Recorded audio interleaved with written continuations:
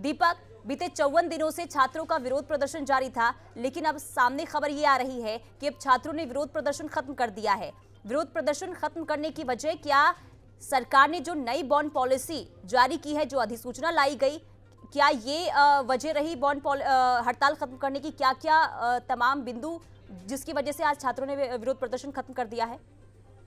पुनीता, देखिए, जो 54 दिन से स्ट्राइक चल रही थी, उस स्ट्राइक में काफी उतार चढ़ाव आए और हरियाणा सरकार, क्योंकि शुरुआत में जब ये हड़ताल शुरू हुई थी तो छात्रों की तरफ से ये कहा जा रहा था कि मुख्यमंत्री से उनकी मुलाकात कराई जाए और वो बॉन्ड पॉलिसी की बात उनके सामने रखेंगे।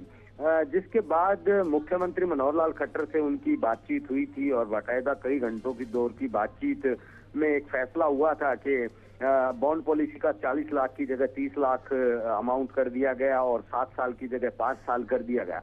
लेकिन उस बैठक में भी पुनीता सहमति नहीं बन पाई थी और छात्र वहां से मायूस होकर आए थे और उन्होंने ये कहा था कि हड़ताल जारी रहेगी। लेकिन बाद में रेजिडेंट डॉक्टर एसोसिएशन ने स्ट्राइक वापस ले ली थी, जो इनके समर्थन में थे।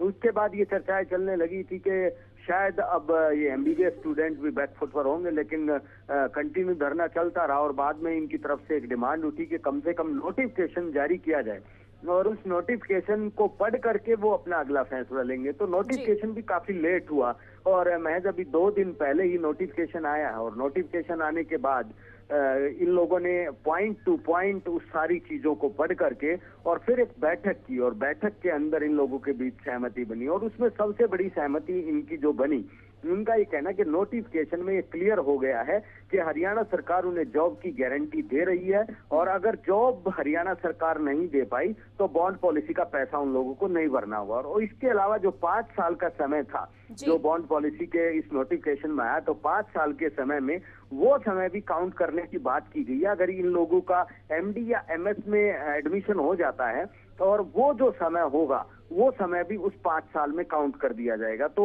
ये सब पहलू थे और इस पर इन लोगों की सहमति बन गई थी। लेकिन कुछ और भी डिमांड थी, जैसे ये छात्र लगभग 54 दिन से धरने पर बैठे हुए थे, तो इनकी एग्जाम अभी होने थे, तो एग्जाम को भी ये पोस्टपोन करा के अगली डेट लेना चाहते थे। उस चीज पर भी वाइस चांसलर ने इनको सहमति दे दी। आंदोलन के दौरान इनके ऊपर कुछ केस बने हैं, उन केसों को वापस लेने की भी इनकी डिमांड थी, तो उसको लेकर के भी इनको आश्वासन मिला है। तो इन सारी चीजों पर ये लोग सहमत हुए और आज सुबह vice chancellor doctor Anita Saxena धरना स्थल पर पहुंची थी, क्योंकि ये लोग आमरण अनशन और भूख हड़ताल तक कर रहे थे। तो इन लोगों को जूस पिला करके ये हड़ताल खत्म करवाई है। बच्चे संतुष्ट हैं और प्रशासन के ऊपर से भी एक प्रेशर जो था तो वो प्रेशर हट गया है और वाइस चांसलर ने आश्वासन दिया है कि जो एग्जाम की डेट है वो इन छात्रों से ही बात करके और अगली डेट डिसाइड कर दी जाएगी। तो इन सभी पहलुओं पर सहमति बनने के बाद ये स्ट्राइक खत्म हुई है। ठीक है दीपक, बहुत शुक्रिया तमाम जानकारी के लिए।